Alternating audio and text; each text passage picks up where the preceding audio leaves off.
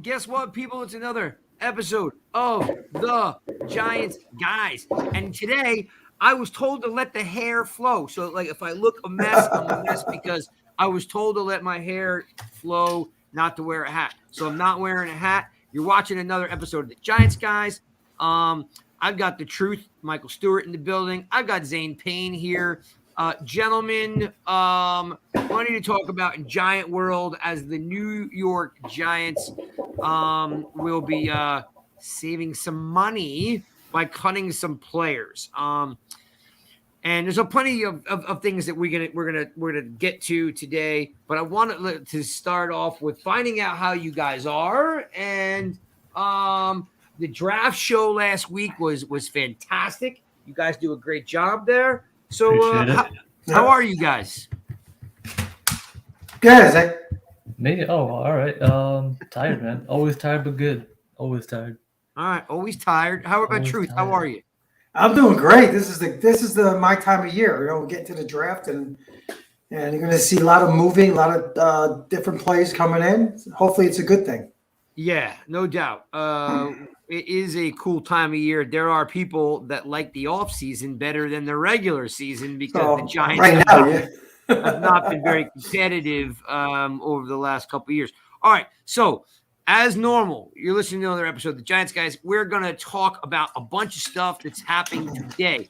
Gentlemen, what I call GM Joe and Coach Dabes today made some moves. Tight end. Let's start off with tight end. Kyle Rudolph today was let go. He was brought in here, basically to give some red zone spark to the Giants. Early on, it was discovered that he had a Liz Frank injury.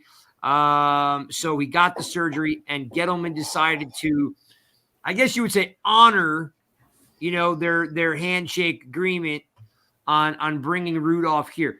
I was in favor. I think everyone was in favor of bringing Rudolph in. No one knew what we were going to get, but as we found out the hard way, Liz Frank injuries just really deplete your speed. So Zane, what was your thoughts when they signed Rudolph, and now what's your thoughts on them, him being the first cut of the 2020 season? It's an obvious cut, so I'll just stand right there. A lot of money, a lot of cap to be saved, and again, we're in a very, very difficult position when it comes to the cap. So that's that scenario that you heard from Joe Shane, right? There'll be some difficult decisions, although I don't consider this a difficult one. He's not some homegrown talent, signed free agent, other side of 30. I like the signing, as most people did, because you thought, if nothing else, right, you want to, everyone was like, well, there's your Jason Witten guy, right? You're always looking for schematic-based type things. That, well, now you got Jason Garrett, you need that tight end. Here's your Jason Witten-esque tight end, if you will, with Kyle Rudolph. So the signing was fine. The money was high, especially post-injury. But I think at the same time, we were all on the board with, you know what? Yeah, let's honor it. Let's be classy about it. That's what we agreed to. It's not a big deal, especially if he'll be healed. But, as we've talked about before, there are questions with this medical staff not talking about anybody, not to upset anybody if anyone hears this. Just generally speaking about the medical staff is questionable with the amount of, injuries we've been dealing with and how people are recovering or not recovering.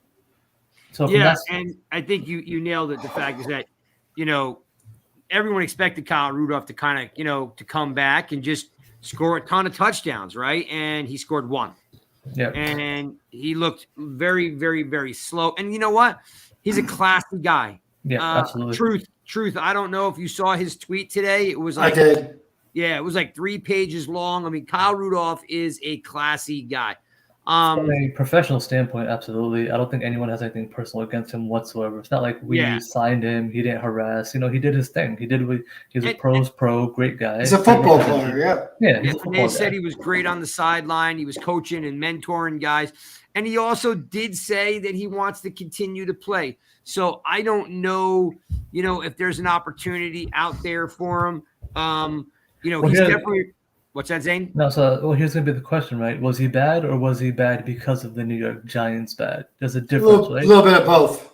Right. So, let's see if he, does sign somewhere else and he's able to continue to play. His production last year was terrible. Like, it wasn't like bad. It was pretty awfully bad, right? He played 13 games, not which is essentially about the same he played the year before, I think. Only one touchdown. He had a touchdown the year before. Yep. Same scenario. Barely got a reception per game, right? Yards per game was the lowest of his career, including his rookie year. Well, His career, right? That's good. Yeah, I mean, we know why it is, but at the same time, his production obviously was affected by the scheme and the players and all that. But I think more or less part of the reason he was signed was kind of how can we get him to help our bad O-line better without admitting our O-line's bad because we keep telling everybody we love our O-line. There was also the thought that he was a red zone monster most of his career. So, we can't score touchdowns. So Rudolph was brought in to score touchdowns. Like I said, I like the signing. I know a lot of people like the signing. The Liz Frank thing came at the wrong time, so to Michael Stewart's point that he said is, I think it's a little bit of both. Like, I think the Liz Frank sent him back, 8 weeks, like from a health standpoint, he's never going to get that speed. And then the scheme just totally just hampered him from doing anything productive. So I kind of feel bad for him. You know what I mean? Like in some like, because he is a good representation of, the NFL. He reminds me a lot of Greg Olsen, like just a class act. He's a great football player. I'm sure he'll get it up, into broadcasting probably when he's done. He did say today he wanted to play. So Truth, my first question for you on Rudolph is, I don't know if you have it in front of you. What's the number they're saving on Rudolph? And, do you think he has anything left in the tank to play somewhere else? He might have something left in tank, like Zane said. Depends which team he goes to, the right fit. He's got to heal. That's the main thing. I believe it's $5 million, and I think they have like a 2.5 dead money. If I'm not mistaken, I'm going off memory with that. So $2.5 million is saving on him total. I was excited when we got him. I really thought we finally had a tight end who could catch the ball. After the year that Ingram had 11 drops, then you had Rudolph 0 drops in 2 years. So I was ecstatic, but unfortunately, he just couldn't stay healthy.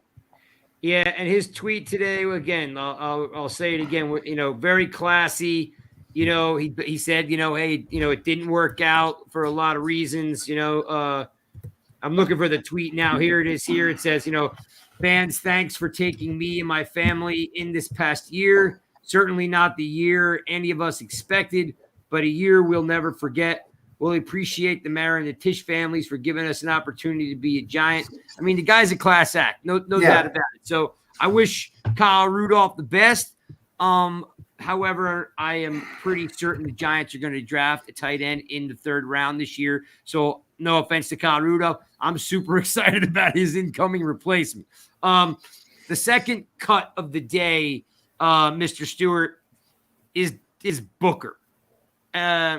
This one, while it doesn't overly bother me, I will say I thought Booker was extremely productive, and I mean, I don't know what else you would want out of an RB2.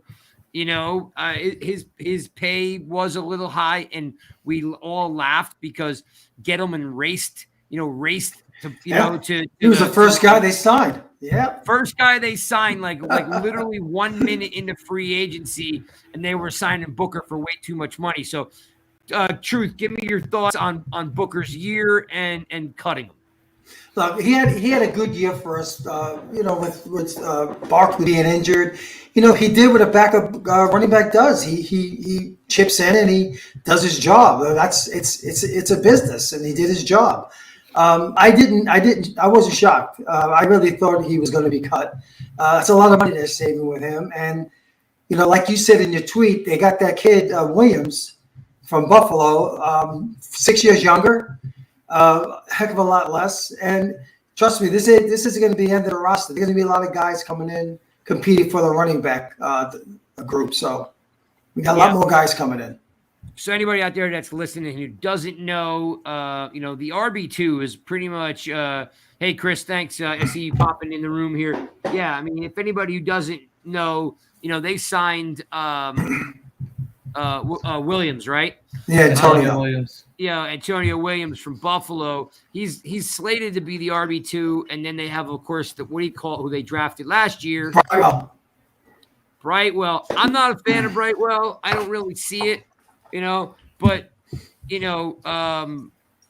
so as far as 1 year was Wayne Gallman, and then last year it was Booker, and now it's Williams. Just 6 years younger and a whole lot less money. So the RB2 is in the room, okay? And it's not like, hey, this is the Giants guys giving you some exclusive. It's just the writing's on the wall. I mean, it's that's what it is. Booker would have stayed if he wasn't so expensive. I mean, that's all it was. Yeah. It was literally salary based. It's not production based. He was excellent last year, right? He did a great job. You got to, we bash Gettleman a lot, which rightfully so. I mean, it's absolutely deserved. Yep. But this was a good move. The cap was high, obviously. The pay was high. The salary was high. Sorry, contract. But as far as production, his production was great. He outran Barkley. I don't care what anyone says because he's north to south. So he produced better by going north to south. And that's what I mean by, outproduced Barkley. But really, they ended up with the same exact yardage, literally by the same exact number. I think it was 586 or something. Yep. And he had a better yards per average and all that stuff. And he was a little bit of a threat out of the backfield, better on screens. So he was really good. I would have loved to keep him around. He's a workhorse. Loved his attitude. But again, it's the money. It's the money game. Yeah, you took the words right out of my mouth. I would actually. I'm sure they tried to ask him to take a pay cut, and and I think he thinks he could get it somewhere, and I hope he does. But I would be all for Booker coming back.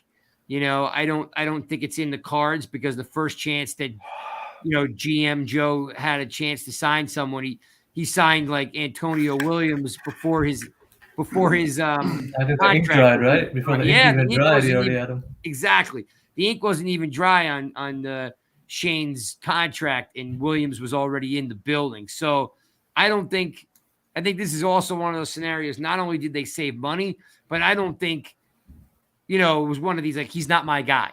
Williams is my guy. You know what I mean? So Williams is coming in to do the same job.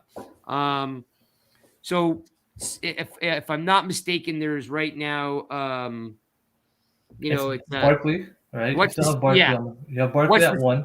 What's the savings? What's the total savings today? I think it was 2 for him. Okay. Yeah. Something like that. All in all, they saved about 7. Correct. Somewhere around 7. You got to count the dead money too. You got to add that in. Yeah. And there's going to be a lot of dead money out there, for the Giants. And listen, I saw a report today that Bradbury is entertaining taking a pay cut to stay. Again, this is a lot of hearsay, but, you got a lot of stuff coming out of Indianapolis where the combine is. There's a lot of conversations. And, Bradbury is not a diva player. So, he may want to be here. You know what I mean? He may want to be here. So, that rumor of him taking a pay cut could be real. And by the way, if he did and they could find a way to keep Bradbury and him not be the next, because they're not cutting Bradbury, he's going to be traded. That's the they can't. That's the plan. Yeah, that's the plan. That's the plan. Yeah. Correct. It'd be crazy if you can't even get a 6th or a 7th for him. It's not like he's terrible. Come on, you could. No. Bradbury going to get you a 4th round pick, but the issue is if he wants to stay, that solves a lot of problems. You know what I mean? It doesn't though. I mean, it does, but it doesn't. It solves the problem by not creating a hole. It doesn't help your cap situation at all. No, not at all. I meant the point is if he's willing to take a pay cut. Yeah. Okay. Now, wouldn't that restructure? Because what you would do is you would take his money, you'd convert it into a bonus, and you'd pay it out. Wouldn't that further then affect his contract? Depends on if they cut him and re-sign him. You know what I mean? Like they can literally cut him and re-sign him at the exact same time to a new contract. Because if they keep the contract, right, it still has dead money attached to it, right? And it still has they have to figure out, is it worth to trade him and pick up a 4th and find a team, a match that's going to pick up some of that money, or will he be willing to be cut and re-signed under a new deal? His deal will be interesting because, he's owed a lot of money. And on March 17th, I believe that's the new league year, the new day for the league year. He's due a $2 million bonus. Interesting date for him of what they're going to do or not do. Can they move him beforehand? You're talking about a 2-week span. So Probably we'll see. not. Yep, That's I have. tough. So I have the league calendar here. March 1st through the 7th is the combine in Indianapolis, which we're familiar with. March 8th is the deadline for franchise tags. So, 6 days from now, it's the franchise. Not happening here for us. Transition to, there's nobody getting tagged. Yeah, nobody. Yeah. Yeah. March 14th through the 16th, gentlemen, is the negotiating period for pending unrestricted free agents. Yep, that's the tampering window. Yep. So there's only 2 days. Okay. Yep. Then March 16th at 4 p.m. Eastern time, free agent deals can be signed and trades can be officially consummated. So There you go. So to your point, Zane, is the 16th is the day that you're going to see a lot of things happen, and then of course March 27th through the 30th is the annual league meetings in Florida. On rule changes and like they're talking about changing the punt, and then the next year the 18th game, the overtime and all that. Overtime, right? Correct. Yeah. So. Then there's a bunch of, then you get into April and your teams. Oh, this is actually affects the Giants, which I just learned about today, believe it or not. Teams with new head coaches can begin official conditioning and programs. Yeah. Yep. So if you have a team, and of course, everybody listening to the Giants guys are Giants fans. So the Giants get like a mini camp because they have a new coach, which is super, super cool. And I'm surprised I didn't know that because we've had so many. Yeah, happened 2 years ago with Judge too. Yeah. So many new coaches. Right. And then April 18th is the remaining of the teams can begin their offseason conditioning. So a new coach and their team get a 2-week jump start on the league. April 22nd is your deadline for restricted free agents to sign their offer sheets. And then there's one more date on here. April 27th is the deadline for teams to exercise rights of first refusal on RFAs. So that's your NFL league calendar. Then the draft. And then, of course, the draft. Yeah. So going back to Bradbury, I'll throw this out there. I think the best case solution for him is trade him. For me, he's on the last year of a deal anyway. 2023 became a void year when they restructured him last year. They added a void year, so there's that. But I would trade him, and I would designate again. You can designate 2 transactions for post June 1st every offseason, right? You get 2. So at first I thought maybe Sterling Shepard should be that because you save more money that way. But then after thinking about it, the 2 moves I would designate, and Bradbury's part of them. I'd trade Bradbury and mark him as post June 1st. You get 13.5 cap savings. Yep. And then I'm trading Logan Ryan.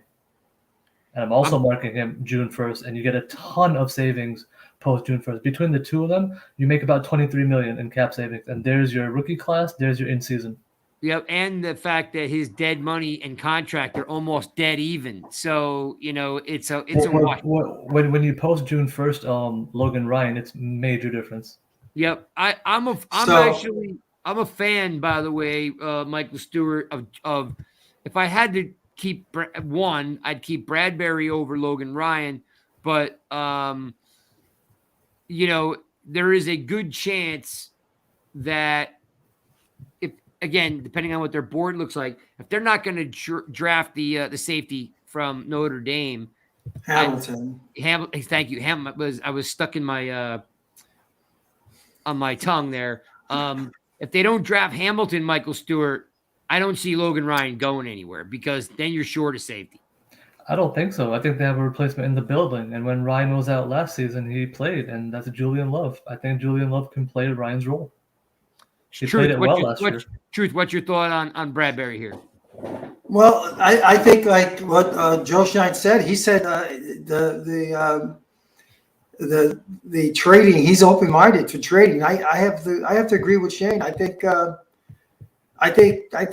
Bradbury's going to get traded. I think they have to get. He's open basically for any incoming calls. Yeah, and like Zane said, man, they got to clear a lot of cap space, and certainly him and Logan, you clear a lot just those 2 guys. Like you said. So You know, So it's a business. between him and Logan, right? If you take those two, you take today's 7 million, right? You're minus 12, now you're minus 5. You take these 223, now you're plus 18. So you start making some other cuts like a Sterling Shepard, some of these bottom contracts. I got up to 40 million. The tough decisions. You know, those are going to be the tough decisions. Bradbury, Sterling Shepard. Those are going to be tough ones. Blake Martinez is the hardest decision. Yeah. He's the hardest decision, in my opinion. I Shepard agree. is a hard decision from I would say, emotional standpoint. We all love the guy. He's a dog. Longest tenure, right? Guy, yeah. So that's an emotional thing. Production-wise, he gets hurt every year. Every year. See, I got to disagree with that whole. Wait, you're talking about Shepard? Shepard. Yeah. So the interesting thing about where the Giants sit on Shepard is he's under contract, right? Like Shepard could take again, these are just hypotheticals, right? Right. Shepard could add a year on, okay, and take his 10 and make it 5. It's the same thing it's the same thing Blake Martinez could do. He can add a year on and make his 14-7. I don't know if either one of those guys is willing to take a 50% pay cut, okay? But hypothetically, if Shepard went from 10 to 5 and you added a year, and Blake Martinez went from 14 to 7 and you added a year, both of them could stay. Okay. However, I don't think either one of them is willing, to take a 50% pay cut. So my question to you, I'll start with you, Truth, is Michael, who's going to get cut tomorrow? Michael? Well, I don't know about tomorrow, but it's going to be tomorrow. You're going to see minor cuts. Who? Give me a name. Who's going to get cut? The next cut, who is it going to be? Oh, my gosh. I mean, it's going to be... You're freezing up on me, Truth. Am I freezing? You're freezing up on me, Truth. Don't move around so much. Who's getting cut? Who's getting cut next? Let's see. It's got to be somebody minor. It's got to be a big cut. Let's see. Oh, my gosh. I take a cut. I don't know. I gotta look. I know. I just know the big name guys. I don't see any big name. I got a great name. Yeah, I'm going with Dixon's going to get cut by Friday. Oh, you took my name. I think Dixon. Come on, man. I think Riley Dixon, man. It's got to be Riley Dixon. He's an easy cut. Yeah, that's right, because he already has a punter in the house. He already got another punt for Buffalo. Even if he didn't, I can punt at this point. For that kind of money, I can punt for him. I mean, come on. He's terrible. Yeah, Riley Dixon will be the next one to go. That's a good one. Yep, I missed that one. Yeah, so I can see Riley Dixon being the next cut, and then there's going to be an emotional cut somewhere between Blake. I'll give you another easy one for me, since you already got Riley. I'll throw a name out there. O'Shane Zimenez. Say goodbye to him.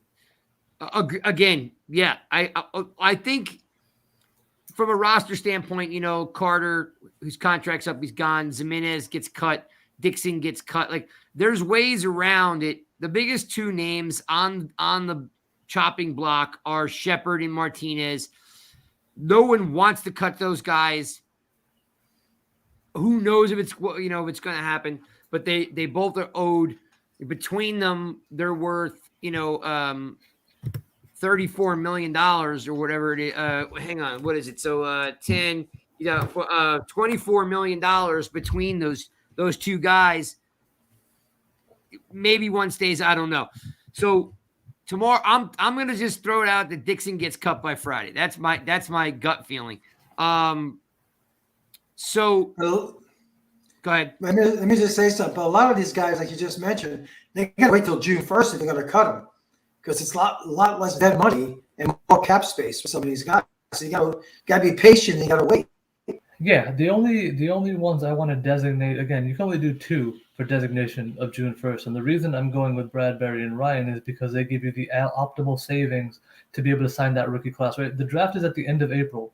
You're going to wait guys out from May to June anyway. It's a month to sign your rookie class. You're going to need 15 to 18 with this class. It is a lot of draft picks, high draft picks. You need about 15 to 18 right there. And the rest is... Wait a minute. Hold on. You're saying $15, $18 million for this class? Did you Yeah, read that anywhere? Yeah. No, I mean last year we had about 12, so now you have a 5 and a 7. That's going to go up. The higher your picks, the more it costs. 15 to 18 is about reasonable. Yeah, they have more picks than they've had. I think last year for first, sorry, not first. Their last year draft class was about 12. I'm sure we can look that up. Yep. That seems high, but all right, we'll look it up. If anybody's out there, I want you to look up for me what the 2021 New York Giants draft class. Chris is probably out there. Find out for me what the draft class costs for the 2021. All right, let's move on to what was the topic of conversation over the last couple of days, and that's that two things came out from Joe Shane. Is one, they're not. Let's see. Chris says that they'll probably never change, but the NFL draft should be the first, and then filling your spots for free agent. Correct, Chris. Find out how much for me the draft class costs. 2021. $12.5 million. 12.5. Oh, you looked it up? There you go. So yes, you're gonna need more money for a lot more picks. But let's keep moving on. Let's keep moving on to what the conversation is about Daniel Jones's 5th-year option. Okay, they've already discussed that they're not quite willing to say they're going to pick up his option, and they have plenty of time to do that. Shane said today that Daniel Jones has been in the building at 5:30 in the morning working out. He's shown them that he wants to be there. They've got a good vibe on Jones. They've got 2 months to work with him, right? Shane brought up the fact that they're going to be conditioning 2 weeks earlier than everyone else. So they're going to get a little bit better idea of what Jones could do, but they're not going to pick up his option, but they have plenty of time to change their mind. What's your thought, Zane, on the 5th-year option for Jones? Because it feels like we're going to give him as much opportunity to succeed as possible and see what he has, unless, they have a plan, that they're not revealing of Trubisky or Dalton or something like that. So what's your thought on this 5th-year option that's been a buzz all week? Well, I think it's a no-brainer. I'm not picking it up either. It's an absolute no-brainer. You got to earn it. Where everyone's still on the fence with this guy, right? You're either for him or you're against him. It's very rarely in the middle. I think right now with Shane and Dave, they're in the dating phase, right? We're not married to Daniel Jones. We're dating. So, during the off season, we're going to go on some dates, then we're going to go on some more dates in the preseason, and we're going to see how that goes. And you know what? For a short-term relationship, let's see how this goes. And if it doesn't go well, see you 2023. But I don't see any indication of picking up his 5th-year option. If he has a great year, that's a great problem. That's excellent. No one's going to complain if he balls out. No one's going to be like, oh, my God, I can't believe he had a great year. This sucks. No, feel free to franchise him. No big deal. Yeah.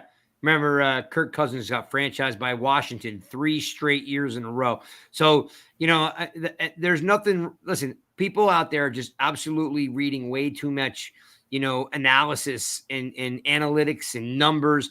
If Daniel Jones balls out, that alleviates the problem of having to draft a quarterback in 2023. I'm not sold on the quarterbacks that are out there now. But the thing is if your quarterback that you drafted with number 6 balls out, hello, awesome. You know what I mean? You finally realize maybe we got something in this guy, right?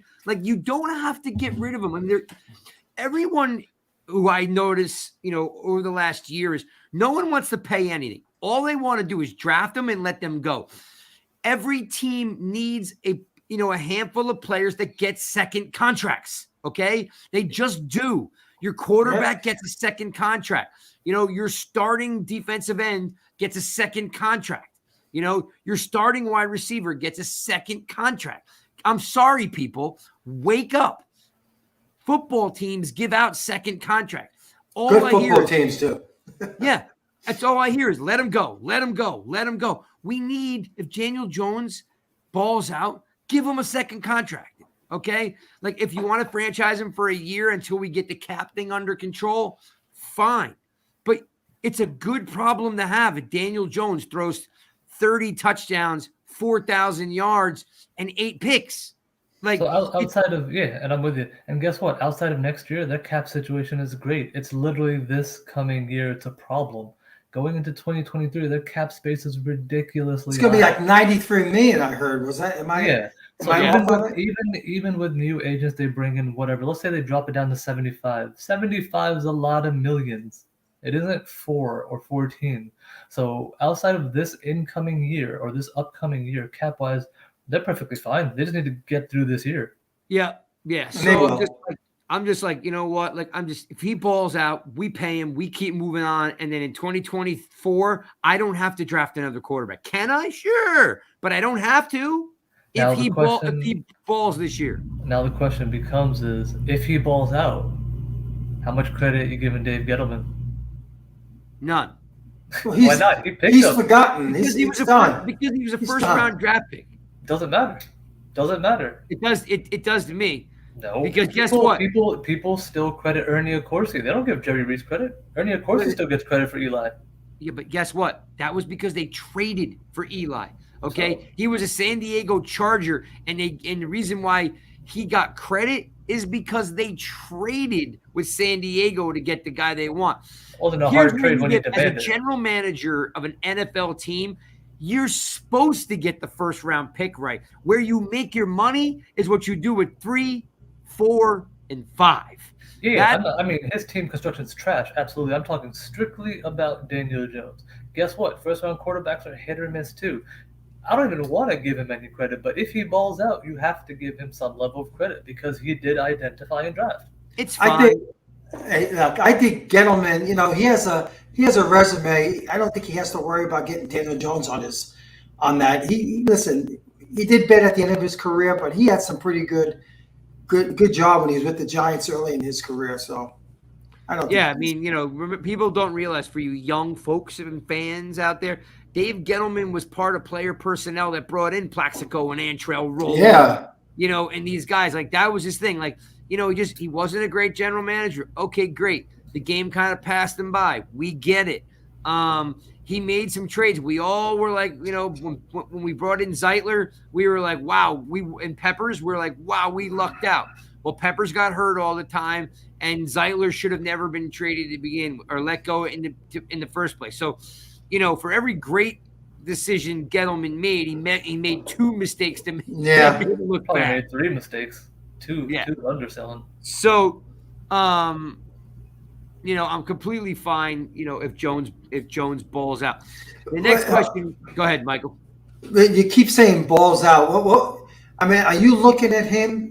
If he duplicates his rookie year minus the fumbles, is that considered something where you'll franchise tag him in 2023? I don't think I'm accepting 24 touchdowns, but I mean, 25 or better. 25 or better. Well, he only played 12 games that year. Let's assume go if he plays a full season. A big thing too is staying healthy, right? That's a big thing for Daniel Jones. He needs to stay healthy to show that he could be that franchise guy, right? Yeah, but absolutely. if he could do 20, 26, 27 touchdowns and 12, 13 interceptions and don't fumble the ball, is that worthy of a franchise? He's still got to throw. If you're gonna give him 27 touchdowns, he's got to throw for a minimum of 3,500 yards. All right. Okay. And because he's an athlete, he's gonna have to score his own touchdowns. He's gonna have to have 3, 4, 5 rushing touchdowns, keep his picks under 10, and he's gonna So yeah, I think so, because now you say to yourself, is he better than Kirk Cousins? Yeah. Is he on the same plane as Tannehill? He is. Is he better than Heineke? Yeah, he is. Is he better than Goff? He is. Like, now you've seen enough to give him paid. So I think, yeah. Though you might want to franchise him and see if he can do it twice. That's what I mean. Would you franchise him? Yeah. So last season, 11 quarterbacks threw for 25 touchdowns or more. So for me, he's got to get 25 or more. That's my baseline. Yards-wise, I think Craig said 35. I'd say give me closer to like 38. Give me pushing 4. Well, again, it's 35 and above. No, nothing lower. Yeah. So and then the picks, I need it between 10 and 12, no more. Don't give me more than 12. And then the fumbles, 5 or less, Yeah. 5 or less. How Well, many he's did he got have last year before he got hurt? Anybody One know? lost, not fumbles, but fumbles lost, right? So I would say he lost 1 or 2. He fumbled like 6 times or 7, and two Okay, or three were just blatant where Nate Solder just allowed him to get racked. right. But I would say he only lost, I think, like 2 last season. You know what? Let's see if I can find. You know, listen. You never know. You never realize what you lost until it's gone. You know what I mean? Like we can't sit here and say, "Oh yes, that Stroud's going to be better" or anything like that. So the Giants have a lot of holes to fill. Okay, Oh yeah. So yes. All right. So we're all in agreement that we're not necessarily giving him a new deal. We're franchise tagging him looks to be the way to go because that would allow him to have to do it 2 years in a row, Right. right? And then of course, if he can do it 2 years in a row, that means the line has settled in, the coaches have been successful, the Dable Shane plan is working, and you move on and find out where the other holes are at that point. So that leads me to the next question is Barkley. He's the other 800-pound gorilla in the room. If Barkley balls out, Truth, are you re-signing Barkley? I don't think so. I'm sorry to say it. It's a lot of money he might get. So I if don't think so. he rushes for 1,300 yards, 10 touchdowns, and duplicates his rookie year, like you're. I don't know. Jones only lost 3 fumbles in 21. 3. Okay. That's pretty good. So, look, with Barkley is now 20. What is he? 26, 27 now? How old is he? No. He's super young. He just turned 25. Yeah, he turned 25. turned 25 like this month. So he'll be 26 when they have to make a decision on him in the offseason.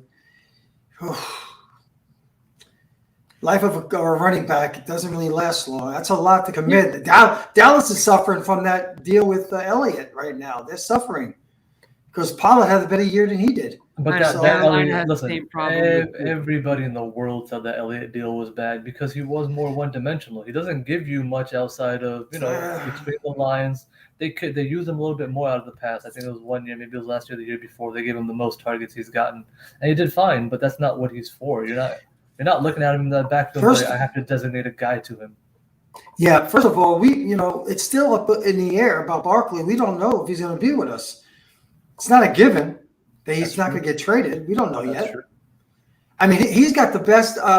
He's got 0 dead money if you trade him, and you got to trade him to get the 0 dead money. Yeah, he's all guaranteed, right? You just get rid of it. It's a 0-sum game. You just get rid got to trade him. If you cut him, 7 points. So you can't cut him. You're keeping him at can't that. Cut him. It's trade or keep him. That's really it. What does that say? 0. Very nice. It's a 0-sum game, baby. Life of finance. So, look, I like Barkley, man, but that's what you call when one of your teammates accidentally just gives your company props. That was perfect. Here's what I'm going to tell you about Barkley. Okay, and this is probably not a popular thing because everybody hates on Barkley because he's just not doing what you need him to do. Okay. Here's my take on Barkley. If Barkley does ball out, which again I don't know if it's possible because I have not seen the guy run north and south. Like on a scale of 1 to 10, he runs north and south 20% of the time, and it's annoying as hell. Like I was having a conversation with someone about how Booker just hits the hole north and south, and he runs straight up. If Barkley could, so listen, Tiki Barber started off as a scat back, 3rd down back, and he turned into a workhorse because they fixed his fumbling problems. His patience accelerated, and he learned how to just literally run behind, Snee and these guys, and having this patience. You know what I mean? And Barkley has no patience. It's bounce it, bounce it, bounce it, bounce it, bounce it. That's all he does is want to bounce it and hit a home run. If Saquon Barkley has a great year, 1,300 yards, 1,200 yards, a couple, 10 touchdowns rushing, 5 touchdowns, receiving. Like, again, maybe it's an opportunity to franchise him. Maybe it's an opportunity to trade him. But I'll tell you this, if the cap goes up, what do we care? That's my thing. Like, if he turns out to be the best back in the league or one of the best backs in the league in 2021, what do we honestly care? 22. Yeah, 22. Yeah. What do we honestly care? If he's at the top of his game and he's found his game again and the offensive line is just blowing holes open for him and we're throwing the ball out of the backfield, what do we care? Like, if we have all this cap money, what do we care? We're always so worried about the freaking cap. Like people, it's not your money. Who cares? Stick it in your what. But look where we are right now with the cap problems. That was done on purpose. They kept restructuring guys and kicking the can down the road on guys that weren't doing anything. Like right now, we restructured 5 or 6 guys that did nothing. Like we just tried to find money. I'm talking about a guy, if he comes off a career year, which maybe it's wishful thinking, but I'm saying if he comes out and he has a career year, right? And then you tag him, let him do it twice, again, back to the Daniel Jones thing, right? And then the year after, just freaking pay him and be done with it. Like, we've made so many mistakes on Logan Ryan and Bradbury. Do we really care that much? It's my understanding you can only franchise tag one person, right? One player per year. Correct. So they got to either franchise tag Jones or Barkley next year. They can't do both. Well, remember they're a year apart. So one's going to be under contract, one gets tagged. The next year comes up, you tag the other. If you don't pick up his 5th-year option, then they're no longer 1 year apart. Correct. But that's my point. Is like that's what I'm saying. Like, if Jones pulls it off, you're more likely to sign the quarterback than the running back, right? We know that. Well, they have to pick up his 5th-year option by May of this year, right? Because he's going into year 4, so it has to be picked up by May. So you're not going to have any idea what's going to happen with Barkley before then. So you're only going to be able to franchise one if that's the case. But I'll go with your theory here. If he balls out and gives you like 1,800 all-purpose yards, gives you probably like 15, 16 total touchdowns, stays healthy, and looks better to the eye, right? Forget everything else. Looks better. And he gets the eye test. The eye test, because the eye test was bad last year for him. So if he gets over his mental hurdle, because that was my issue with him, it's very clear he's mentally not there. He was. I totally agree with that. I totally agree with that 100% because I watch him on the All-22. I look at him just hesitant and afraid to afraid. Ball. Do you know how many times? There's 2 things I saw that make me go, "Oh man, he's here." One was there were like fingertip arm tackles taking him down, and he's way too big and strong for that. So that made me think as soon as contact hits, he wants to go down. He doesn't want something else to happen. And 2, if you look at his previous years, he did everything for the extra inch, and this boy ran out of bounds every chance he got. Every chance he saw contact, he went right out of bounds, which is smart, right? You said that for quarterbacks, but not. Could have been told to do that too. Yeah, but that's not his game. Why does he always bounce to the outside? Because he's that elite that he can keep going, right? If you can add a little bit in between the tackles, that'd be great. But I would also prefer a change of pace, more of a, Bradshaw, Jacobs. Give me just more than that scenario where it's just riding until he dies type scenario. If he could learn patience, you know what I'm saying? He's so fast to bounce it outside or go horizontally. Like, I mean, listen. But that's his game. I can't knock him for his game that's been there from college since year 1, since year 2. But his game doesn't work anymore. He needs to reinvent himself at this point to have great success.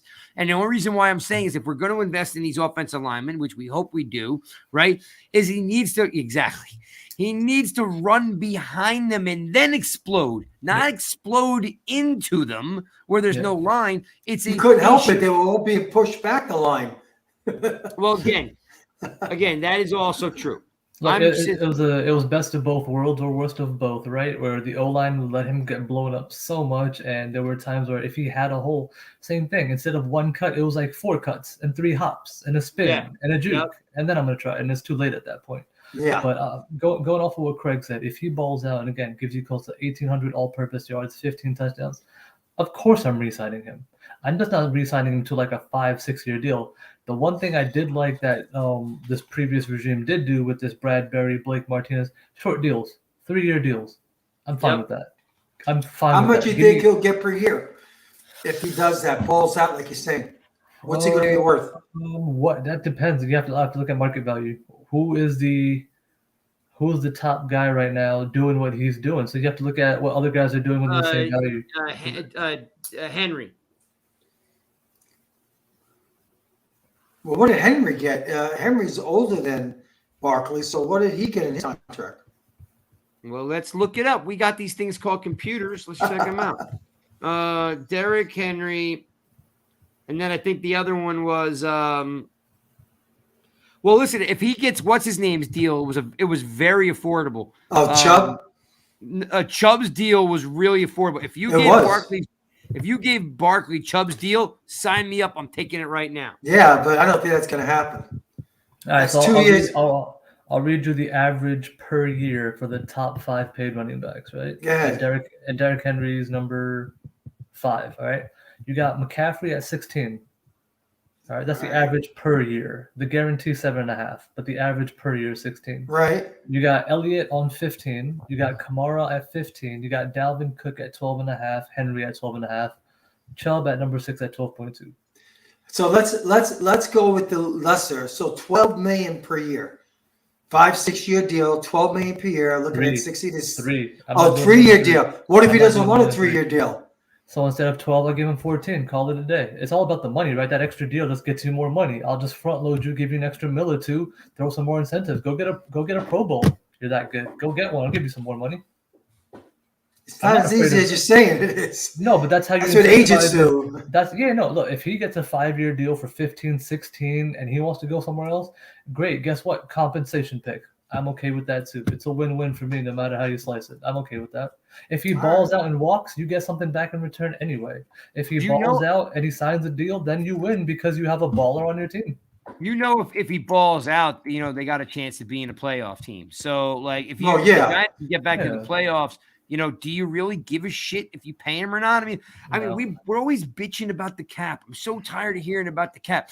Yes, we have a cap problem now because we restructured a bunch of guys that shouldn't have been restructured, and we just kicked the can down the road. Yep. You know? All right, well, let's keep moving. So that's the Barkley scenario. That's the Jones scenario. Those are the cut scenario. Gentlemen, I watched some NFL Network today.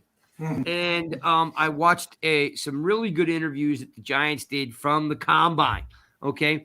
And this is what I learned, and you guys can jump in if you want to talk about a specific topic. This is what I learned from some of these experts from the Combine today. First is that Thibodeau is falling. It is true. It is happening. Thibodeau is falling, not because he's not a free. That's where I'm going. So the consensus is that, and I want you to hear me very clear when I say this. He doesn't care about losing. And the best competitors care when they lose. He's very indifferent. And that's why he's falling. They're saying that, like, when he loses, he's like this. Like, he doesn't have the burning desire to get back on the horse and win next week. Now, is that just an internalized demeanor, or is it really because he doesn't really That is care? has projected on the field because he takes plays off. When he's on, he's on, but he takes plays off. And that result that these NFL teams are seeing is a guy who's okay with losing. You know what I'm saying? Like he's okay. He's a competitor, and he wants to do well. But if the team doesn't do well, he's not overly, angry or disappointed. So that's definitely making him fall. That's the first thing I learned today about Tibbs, is that it's that burning desire to win and get going next week. Craig, what's the source? I hate to. The NFL Network had on 4 guys today. Daniel Jeremiah. They had on Brooks. What's that? Bucky, that guy Buck. Bucky, yeah, they had on Charles. Charles Davies. What's that, Zane? Charles Davies. Charles, yeah, they had on Charles Davies, and they had on someone from Pro Football Focus, and they all basically said the same thing. It's making its way around. Is that he doesn't have that killer? I'm pissed that we lost. What's up, Jake? Thanks for checking in. Let me throw Jake up there on the screen. What's up, Jake? Spartan Mike's there too. Yeah, Spartan Mike is driving to Michigan State right now, which is super cool because Michigan State is going to win some basketball games in the Big Ten this year. So who we cutting? Oh, Jake, you missed it. We just did 30 minutes about who's getting cut. So we can recap it at the end, Jake. We'll have to recap. Or, by the way, Jake, you can watch this on YouTube, Spotify, Google Pods, Apple Pods. You can always get that. So we can keep moving. So that was the first thing I learned from the combine today was about tips. The second thing I learned was about Cross. Okay, Cross is an offensive tackle that we all really like, but we don't like him better than Iquanu or Neal, right? So Cross is the combine is talking about Cross as the. You'll rewatch it tomorrow. You got it, Jake. I appreciate it, man. So Cross. Let's talk about Cross. The consensus at the combine of Cross is he is the number one best pass blocker in college football. Wow. Okay, between his hips, how he sets, how he kicks, that he is by far the best pass blocker. There was some talk about his strength, about him being core strong, and that's going to need to improve. But he could start on day one as a left or right tackle, and that the right tackle is starting to become just as important as the left tackle. Because guys like Myles Garrett and TJ Watt, they rush from both sides. Right. So the right tackle is getting to be just as important. And Iquanu, is more of a left tackle than a right tackle. So not Iquanu. Cross is more of a left tackle than a right tackle, but he can play both. But if Cross was drafted, they would more likely move. It would be he would be the left tackle, and Andrew Thomas might move to right. So Cross is definitely. Cross is hold on. Where'd you come up with that? I'm just telling you what they talked about today on the NFL Network. That's something they were spinning around. I don't know if they're going to end up doing that, but we'll see. This is what's interesting about Cross is, there is this whole consensus out there about what a reach is and what a reach isn't.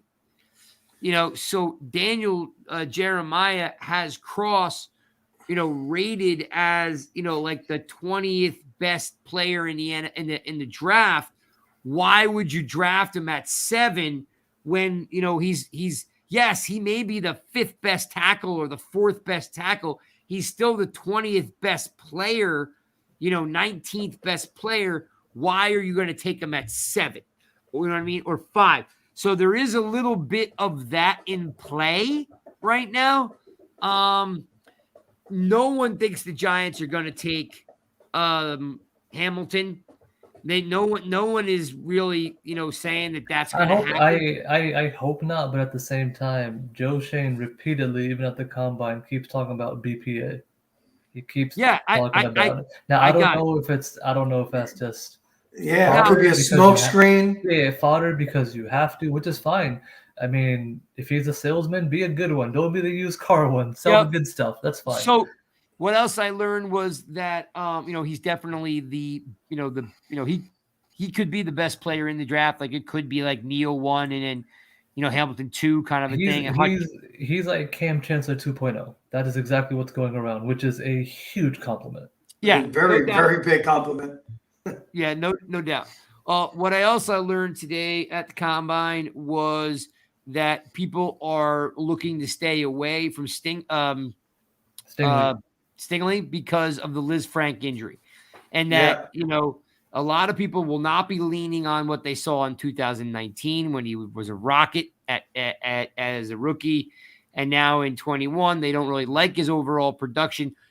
You're either going to talk yourself into him or you're going to talk yourself out of him. I think he's going to drop. I think he's dropping big time. He's going to be like a Jalen Smith, who will be unrestricted free agent, I believe. Played with the Giants, played pretty well. Yeah. Might be back, I don't know. But he's kind of the Jalen Smith thing. If you're a team that has a luxury pick and you want to bet and gamble on him, great. We're not that like Dallas did, right? Right. We're not that team. I'm off his bandwagon. I mean, 2 lower leg injuries, 2 years in a row. I'm out just off the medicals. Shane said this yesterday. The best predictor of future injuries is past ones, right? So if you're already coming out with 2 in college, it's not good, especially if it's your lower body and you're a corner. I'm on the Sauce train, man. Give me Cross and Sauce, Sauce and Cross. Everyone. He's so big on Sauce, this guy. Well, Sauce is nice, man. He's nice. And guess what? I expect Bradbury to go on. So that's a BPA/need fill that I think works. When these guys go ahead, Greg. No, I was saying I'm not. I don't want a corner at all. I don't want a corner. I don't want to see a corner. I don't want to smell a corner. But I just don't. Premium position. Edge, corner, quarterback. Those are your premium positions. What do you mean no? That's in your mind. Okay. That's in your mind. That's in your mind. Because here's the thing. For the last 10 years, the Giants have been bad. And what's the number one thing they haven't been able to do in 10 years? It's just one thing. Answer me. What's the number one thing they what's coming in the last 10 years? Well, it's 2 things. It's offensive line. I only want one. But there's 2. Well, just to spite what you're saying, because I know what you want to say, I will go with the other option. Pass rush. It's the same thing for the past decade. Same thing. That is exactly what I was going to say. That's a lie. No. Pass rush? Because that's my point. Is that the Giants, Michael Stewart will back me up on this. The New York Giants have not had a stud cornerback in 40 freaking years. Okay, they've won Super Bowls with slightly above average cornerbacks, but they've won 4 Super Bowls with the best pass rush you can find on the planet. Okay, and a solid offensive line too. Okay. Yes. Riddle me this, Batman. All right. At 5-7, because you're devoid of pass rush, as am I. Who are you taking in the pass rush class, or are you looking now second round? What are you taking? What are you doing at 5-7? Well, that's the problem. If you're Hutch at 5, if Tibbs and Hutch are gone at 5 and 7, you're potentially gonna move back.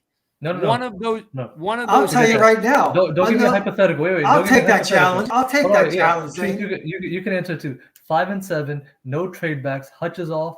Tibbs is off. Neal's off. Equanu's off. Those 4 are gone.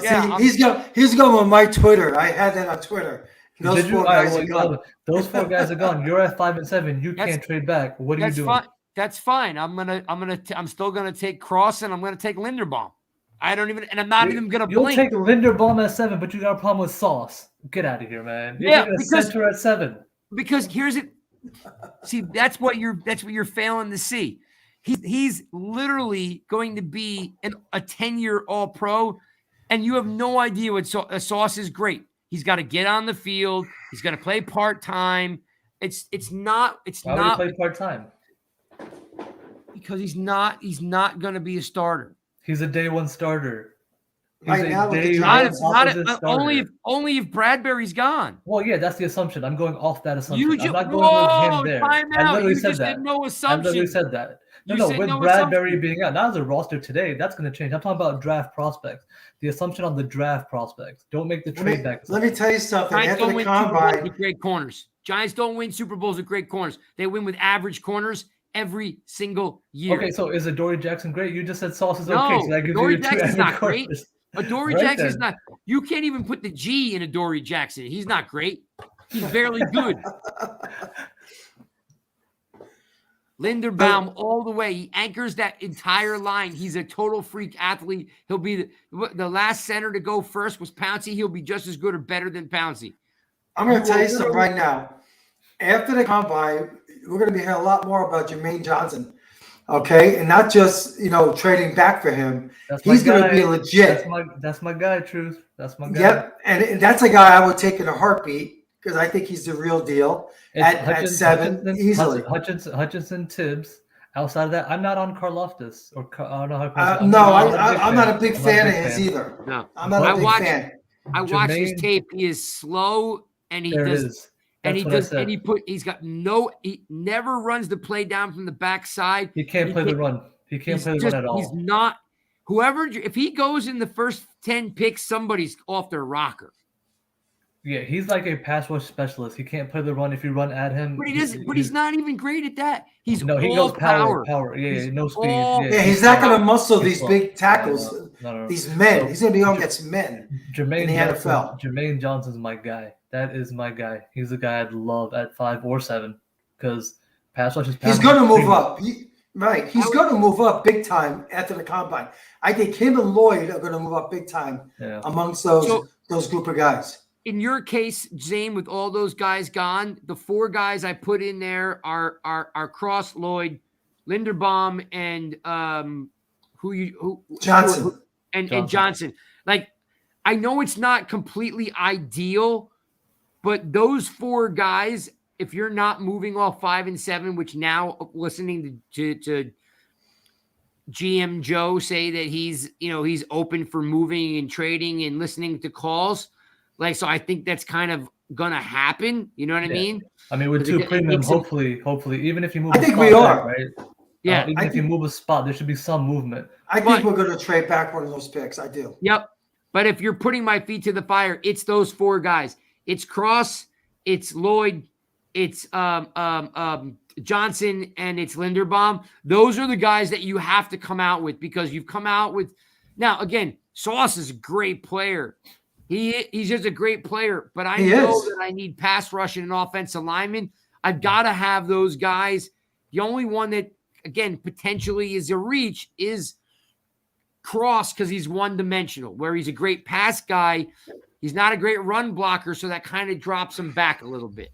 I would say I'm good with 3 out of 4 of your guys at 5 and 7. I like Linderbaum too, but that's my trade back guy. That's not my 5 and 7 guy. Linderbaum will not be there after 10.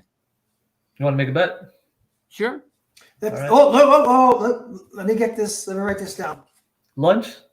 You're local. Sure. We'll do lunch, man. Yep. Linderbaum. The only way Linderbaum goes past 10 is if there's a run on quarterbacks because then it's game over. Don't add context. You said he ain't going past 10. We're still going. No, you have to have context. It's recorded. Craig, who do you see will take him if the Giants don't take him at 5 or 7? Linderbaum? Yeah. 6 is Carolina. They're not taking him. No, Atlanta, Denver. I can see. Well, Jets are at 10. I can see the Jets taking him. I can see the Falcons taking him. I mean, honestly, almost anyone there that doesn't need linemen. Because right now you're talking about 5 teams that need quarterbacks. If one team moves up, Linderbaum gets pushed back. But right now, like, he could go anywhere. He could go to Denver, but they need a QB. So you're looking at the Jets.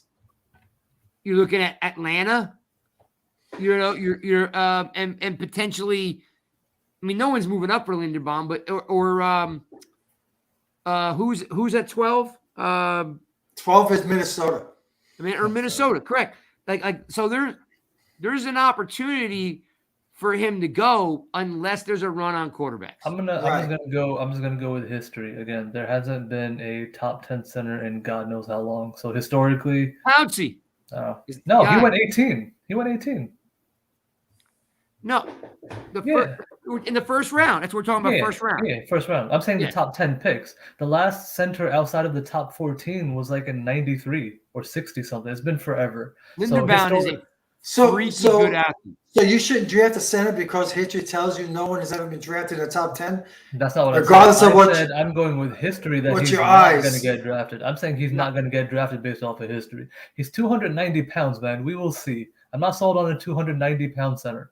Maybe you guys are. Yeah, but you know what? I'm not saying he will, but that guy has such great technique. And remember, he was a wrestler. I'm a fan. So I'm not a fan. I'm just he's got such a strong lower body. 5 and 7, I personally would go with Johnson at one of those spots for edge, if, for example, Hutch or whatever's off. And then at 7, I am debating Sauce. I'm absolutely. And then Devin Lloyd, I really like. He's gonna get higher. I'm gonna say this. I said this all week long, and he's a stud. It's driving me crazy. All right, this is what people don't understand, and I don't know how to get it through to people's heads. There's no healthy offensive lineman on the team, okay? So if the more you wait to get your lineman, the less opportunity and percentage of them making it, you are not giving Barkley and Jones any better chance. Daniel Jeremiah said today was like, how many great teams, built their offensive line in the first round? Not that many. The point is that if you have no linemen, there's no linemen. If you had linemen to compete with second, third, and fourth round guys, I'd say fine. There are no healthy linemen on the team. So the linemen you draft have to start. No projects, no camp battles.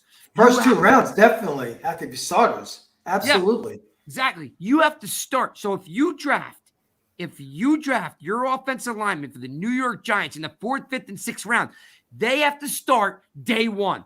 Are you starting a 4th and 5th and 6th round player in round for the New York Giants? If you do, forget it. Jones is gone, Barkley's gone, and it's over. Didn't Trey Smith get drafted in the 6th round? One guy. All season? But hold up, time out. Trey Smith was not a 6th round talent. Hold on. That was because of medicals, absolutely. But right, he had a blood clot in his calf. There's always context, and I'm with you. You missed the point. It went right over your head. It didn't.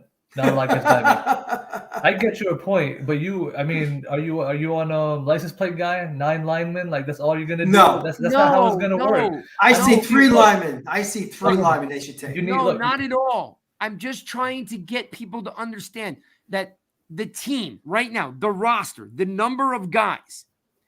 Okay, there are no one to compete.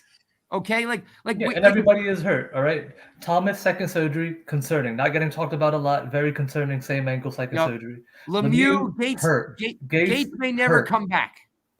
Hernandez gone. Right tackle who? I just say gone. Pert has an ACL. Hurt. Pert has an ACL. Hurt. So all I'm trying to get people to understand is that sure, yes, Snee was a 2nd round pick. O'Hara and Soybert, undrafted free agents. I get it. That's a rarity. Yeah. Right. I've been doing this long enough to understand you don't need 1st round draft picks. I'm only making the point that whoever you draft has to start on day 1. Yeah, so no disagreement there. There's zero disagreement there. Between those top 580, right? It's 5 in the top 80, 81? Yes. You got to come away with almost 3 linemen at that point. That's what's making me crazy. It doesn't have to be in round 1. You want Sauce, whatever, I'm cool with it.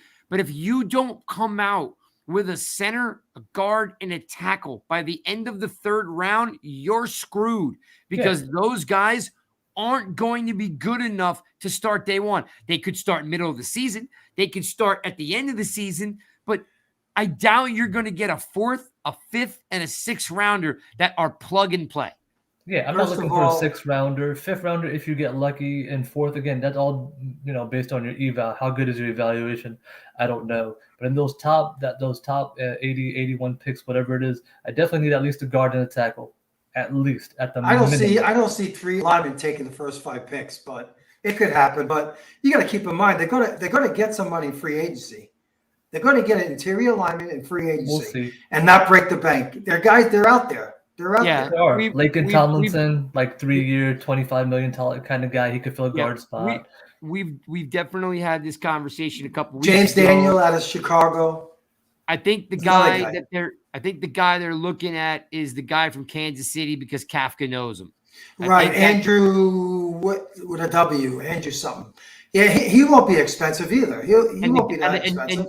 And Stewart, the guy I love. I love the guy Glowowski from the Colts. Yeah, They might be too much though. Him and Lynx, it might be too much. They made almost $6 million last year. They might be too much. I don't know. Yeah, I don't know. You're lucky you get if the Giants sign one free agent, consider yourself lucky, right? If they do, he's got to be interior lineman. Hang on, let me pop this up on here. Chris says need a free agent veteran guard to start as a priority. Yeah, right. Again, finding one at the right cost is the problem, Chris, because there's no money, right? So the kid from Kansas City that Kafka's going to potentially look at, like he's going to be 4, Glasky might be 7, like you're just there's really no money to spend on these guys. So all I'm trying to get across to these people are like, you don't have to build in the first round, you don't. But you better damn sure that you get it in the second and third round. You don't, but you do, right? And that's kind of the luxury we have with 2 firsts. One of them needs to be on this really devoid line, and the other part devoid that you're looking at is most likely pass rushers, which is why it keeps coming up. That's where the value and the needs are kind of meeting, happens to be at that level. Because again, Jermaine Johnson's going to rise. You're going to have at least 3 or 4 pass rush guys in the top 10. I'll tell you, my perfect first round is getting Iquanu and Johnson. If I got those at 5 and 7, I'd be dancing in the street. I would be dancing in the street. If they pulled off Iquanu and Johnson or Tibbs, like that would. And listen, who? Tibbs. Tibbs. Yeah, I'm sorry. I want to like Tibbs. You know what I mean? Like I want to think there's some smoke screens going on here and stuff like that. So, I mean, if you could pull off Johnson and Iquanu or Tibbs and Iquanu, I mean, you did really well. And I know what's his name's climbing up the board because, they've been talking nonstop about what, Walker? But he's not. I don't see it. I tell you, I watched a lot of film on him. He's such an athlete at his size, but he doesn't translate that in the games like Johnson. I saw Neal dominate him, so I was like, Yeah. And don't forget, there's some talented cornerbacks in round 2. Yeah, I mean they're gonna be guys. I like what's his name? Out of Auburn. I'm a big fan out of Auburn. I know. I'm a big fan of Roger McCreary. I'm a big fan. So yeah, I'm not pounding the table for sauce. I'm not saying at 5 and 7 when options are out and we don't want to reach. Who are we gonna get? I want to trade back too. I mean, to be honest with you, I would love to trade back and get Penning as my right tackle. I like Trevor Penning. I want nasty. He might move up too in the teens. He's going if he does good shows agility in those drills. Yep. Yeah. So the combine, I think quarterbacks wide receivers go first, and then second day you got linemen. Yeah. So Friday, right? Day 1 is Friday. Friday at 4. They changed the time. Tomorrow's the first one. Yeah. You sure? I thought it was the 4th. Yeah. Tomorrow you get the 3rd. Tomorrow you get quarterbacks, receivers, then you get linebackers and linemen, I think it is. And, so you'll have a better feeling on like who's athletic and who's not. I mean, look, the Giants had interviews with Corral today. Standard. It's no big deal. Yeah. I mean, they're interviewing anybody and everybody because they're, like you said, as they should. As they should, because they need to know. They're also evaluating for where can this guy go. So when the phone rings, I know what I can get for this guy. I interviewed him too. I know what he can do too. So you got to do your due diligence. I'll tell you one thing. Last year Dallas got Parsons. And he was phenomenal. And we're gonna face him twice a year. Next year Philadelphia got 3 picks. They could end up with either Lloyd or Johnson. They have a lot. They have 13, 15, 16. They're they got there. Right in the meat, and they could turn that team right around. I just need Howie Roseman to deal those picks for cardboard and call it a day. Yeah, I mean, look, the Giants, they need to, the team has to be built in the trenches. Mm-hmm. And it's Johnson, Hutch, Tibbs, they're going to make a huge, with Ojulari will make a huge difference. At the end of the day, even the linemen that are on the roster that are hurt, we still have the 30th ranked offensive end of offensive line. Yeah. So, if you could pull in a free agent guard, draft Lindenbaum, or draft Cross, or draft Penning, or draft Quanu. Aquanu, which I don't think is going to happen. I think Aquanu will be gone. I think he's going to Jacksonville. I think he's going to protect, He's going to be the first overall pick? No, it'll be Neal. Oh. No, that's Jacksonville. Jacksonville's number 1, right? Yeah, Jackson's number 1. Detroit's number 2. Yeah. And Hutch goes to Detroit. I think so too. I think they're going to get a homegrown kid. It's going to get interesting after that. Houston and New York with the Jets. Who falls in love with Willis? Jets will. Pickett. Look, there's a report today that came out. They said, what do you think about Pickett's hands to a GM? And he goes, what a bunch of crap. Who cares? Can he play or can he not play? Yeah. Like, no one cares about whether he wears a glove or he doesn't. The goal is he the next Derek Carr or is he the next Josh Rosen? Like, and we don't know. We don't care. And we don't care because I'm not drafted. Just come on. That's right. Give me your pick. Just come on. Exactly. We don't care. The Steelers, the Saints, Denver, one of those teams are moving Commanders, up. Don't forget those guys. They don't have a quarterback. Washington Commanders. Washington. I don't want to trade with Washington. They need a quarterback. They do, but I still think they like Heineke. He did well. They've said numerous times they're going to be active for a quarterback. But they can sit back and wait for one. They can really wait for one. I mean, not unless they fall in love, right? That's the whole point. Make them fall in love. That's the whole point. Make them fall in love. And you never know. Atlanta could surprise you. You think Matt Ryan's on the good side of 39 or 38 or whatever he is? That's true. That's true. His cap possible. His cap number is the highest in NFL history. It's like 43, right? 45, something crazy. Yeah, it's absolutely absurd. So there's quarterback options. They'll run. All right, so I don't know if you guys put any work into this. I know we're going to do some of that free agent stuff down the road. What I also learned, today is, they were doing, a little bit of work on the tight ends, and they said that there is realistically, because of the way the boards are and the players that are available, there are no tight ends going to go in the first, 50 picks, right? Mm-hmm. However, between like 50 and 81, they're expecting 8 tight ends to go. So at the top of the 3rd round, bottom of the 2nd round, expect, McBride and Ferguson and is it Ruckert? Ruckert. Like expect those. Kohler. Expect those guys to be going off the board. So the Giants have to be very careful that they don't wait for their second, 3rd round pick. They may have to go tight end with their first pick because 5 to 8 of these guys are going to be off the board by the end of the 3rd. This is the problem when you have so many holes and only so many draft picks. You need something you can't everywhere. You're gonna miss somebody. You're gonna miss out on someone. I don't know what they value or don't. I think Buffalo ran a lot of single tight end, so I don't know what that tight end room is gonna look like. They didn't run a lot of 12. And I think McBride's gonna go before 50. Really? I think he will. I mean, he's almost a wide receiver. I'm going to say the same thing you said. When's the last time we had a dominant tight end and you needed to win a chip or anything? You don't. No, Jeremy Shockey. And how did that work out? Won a Super Bowl and then he left and won another Super Bowl. He won a Super Bowl from the press box. Yeah, but he got you there. His attitude was a problem. He was the most talented tight end we ever had, but he wasn't our best tight end ever. Yeah, he was great, but I'm saying we won with a Ballard. A Pasco. You can win with. Give me a complete one. Just give me a complete. That's all I want. Give me a complete tight end. Remember, the guy got hurt at the end of the year. Well, there's a kid named Ferguson out of Wisconsin. Well, Ferguson's my favorite, to be honest with you. I like Ferguson and I like Collar.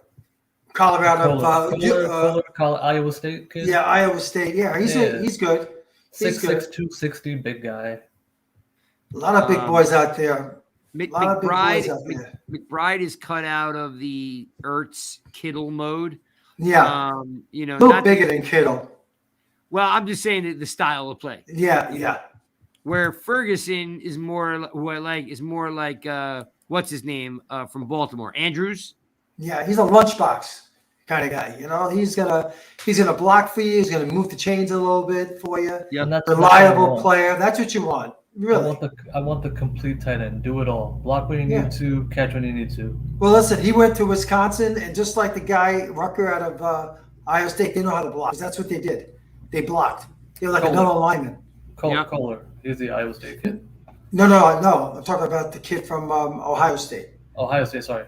Yeah, Rucker. Yeah, Rucker. Yeah. Oh, yeah. I mean, the Giants have an opportunity, to really bring in some really good dynamic players. At the end of the day, like, we fall in love with these shiny nickels. At the end of the day, if Jones doesn't get protection, and Barkley doesn't have holes to run through, you've got a bigger issue because We're now gonna you got lose. exactly, So you gotta affect the quarterback, right? Back to the trenches. Those are the two sides. You gotta win those. All right, next question I have for you gentlemen is about just really quick about the wide receiver position. GM Joe did speak about, he finally did say some nice things about Tony, that he was fun to watch, and that, he doesn't plan on taking any calls about Tony. What are the Giants, Zane, going to do at the wide receiver position, since if Shepard is not there, you can tell me what your thoughts are if they bring Ross back. Rudolph is gone. You're relying on an older Kenny G that had no production this year. Where are the Giants for in their wide receiver game? So Kenny G is one of your outsides no matter what, because you can't touch that contract right now. Just by defunct, he's there, right? And again, I hope they can actually run him into the offense. Kadarius Toney now moves inside. He moves in for Shep. And then the real question is going to be, who's going to be your other outside guy? That's the question. Is Darius Slayton going to be around? That's the question. Are they going to trade him? Are they going to cut him? It's a pretty big cap saving if you cut him. I think it's like $2 million. Yeah. So you can absolutely save money. You can flip him if you want to, or then you look for, another guy who can play the outside. Again, you're not looking at a day one, day two. There's going to be a mid-rounder, right? You need a mid-round guy to fill in that spot. And then what else do they? I don't think they have a lot else on the roster. John Ross, for the love of God, just can't stay healthy. He can go somewhere else for $3 million and try again, where his hamstring will give up on him. Outside of that, then there you go. Chris is saying it. Pringle's a target in Casey that people have brought up a lot because of Kafka, and he'd be cheap or cheaper. So Pringle might be a guy. And you got to keep in mind too, guys. You got to keep in mind too. I brought this up because of all the COVID stuff with guys opting out and coming back. The UDFA is going to be big time deep in talent after the draft. There's going to be a lot of kids who would have been 6-7 round pick prospects going to be going in the free agent draft. So I think the Giants are going to get probably going to get one on day three, probably 5 or 6 round. They're going to get a wide receiver. Can a 5th, 6th round receiver be anything more than a special teamer? Well, Darius Slayton. Darius Slayton's a 5th rounder, right? Anomalies that happened. He was more than a 5th round pick. I think it's. There's certain positions where it takes a lot of development. There's certain positions you could play and contribute right away. I think wide receiver is one of them. I think there are guys out there, now, from what I've seen. They also have what's his face? I don't know if he's unrestricted or not now. Colin Johnson, signed him on a 1-year deal. He's pretty cheap. He's an outside guy. So I don't know who they're going to move around in-house or keep in-house before they start drafting as well. So they could keep him. He's cheap. And he's big, right? He's like 6'5", 2 something. 6'6", like, 6'6". He's a big outside guy because you're good on the inside. You got Tony, so you'll be fine on the inside. And you got one outside. The rest is all going to come down to what kind of offense are you running? Who do you want? Tony's got to be healthy because hopefully. Interesting. All right. So, Zane, who do you want at 5? Who do you want at 7? At 5, I want to tackle. No, I need a name. Who do you want at 5? Who do you want at 7? Iquanu. That's 5. And 7, I'm going to go with the guy I really just. That's my guy. I'm going with Johnson. I want Jermaine Johnson. I'm going to echo that. He took my 2 guys. That's what I said earlier.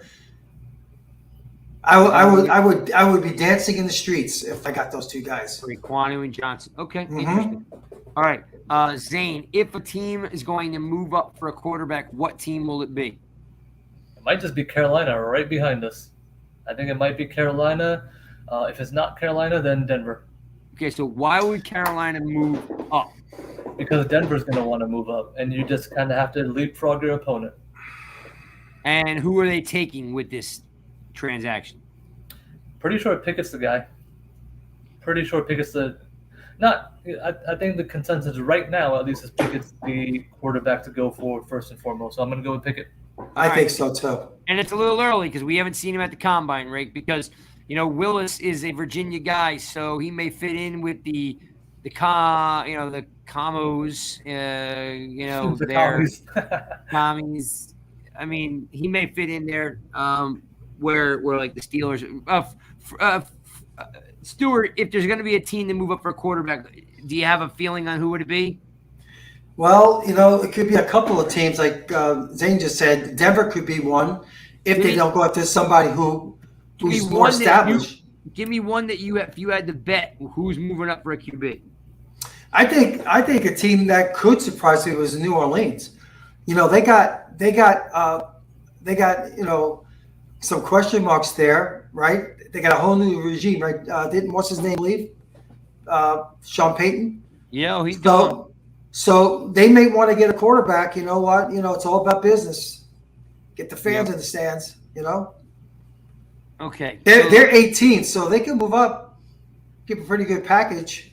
All right. At 5 or 7 would be nice. I am in agreement with that I think it is a Steelers New Orleans move because the Steelers, I think they have some like on Willis, and I think they also like Pickett because he's a local boy, and I think that they would be willing to trade with the Giants because the Maras and the Tishes and the Rooneys have a relationship, so there could be something there. And I think the Saints have just lived off of Drew Brees for 15 years that they really need something in Wilson. What do you call it? It's not the guy. Winston's not the guy. Winston, yeah. Jameson Winston, yeah. So, yeah, I could see that happening. All right. I'm going to turn it around to you guys. Stuart, if you had to ask something, what kind of question do you have that we should entertain here? What do you mean? What do you want to talk? What's the subject that needs to be talked about before we go? Is there something that we're missing that's hot right now in Giantland? Is there something that you feel isn't being covered enough? I think the secrecy of Daniel Jones's injury, that's something that no one's talking about his neck. It could be something to it. Maybe there is, maybe there isn't, but I can't find anything on the internet about it. Yeah, it is definitely something. I've gone on record saying, hey, most of the time they shut you down for disc problems like that. You know what I mean? Like they give you an epidural. They're trying to calm down that inflammation. They're trying to get that bulging disc, settle down. That has not been brought out that it's a disc issue. So that is something that we're hoping gets addressed. How about you, Zane? What's not being covered? What's kind of like something that's kind of got pushed aside because there's combine talk? I would say some of the coaching staff that's been hired. We haven't gotten a lot about some of the new defensive assistants that came in besides Wink Martindale. They hired that former linebacker. I forgot his name. Was it Brian Cox? Yep. Yeah, Brian Cox, yeah. He's been out of the league for 6 years. Like, I'd be interested into what the thought process of bringing him on was as an assistant. So I'd be curious about those kind of things. Because he's a crazy son of a bitch, that guy. That's why. Is that what I mean? There you go. He is. Yeah. He is. And the one thing I would like to bring up is I banged on the table a little bit, and I know Craig talks about this when we talk to former players. There are former Giants that should be on the coaching staff now. Antonio Pierce got a job with the Raiders. We could use an Antonio Pierce. Why? Yes. Why? Yes. Why not? Yep. That's all I want to know. Like, why not? The only person they got is Jesse Armstead as an advisor for camp and stuff like that. He's not really a coach, We've talked about why isn't Leonard Marshall working with the D lineman? Why isn't Antonio Pearson playing linebacker? Where in the world is Chase Blackburn?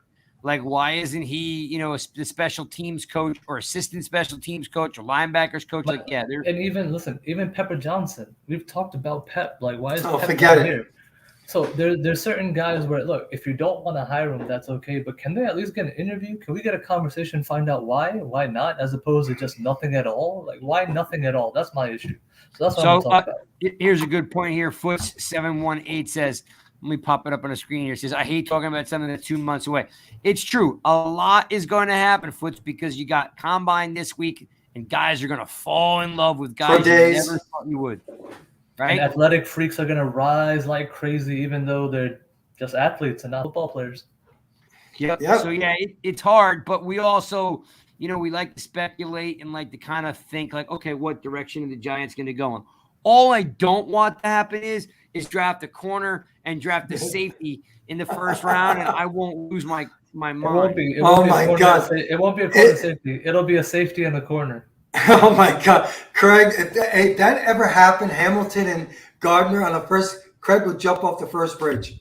I would. I'm gonna go stand outside of Craig's house during the first round just to see what happens.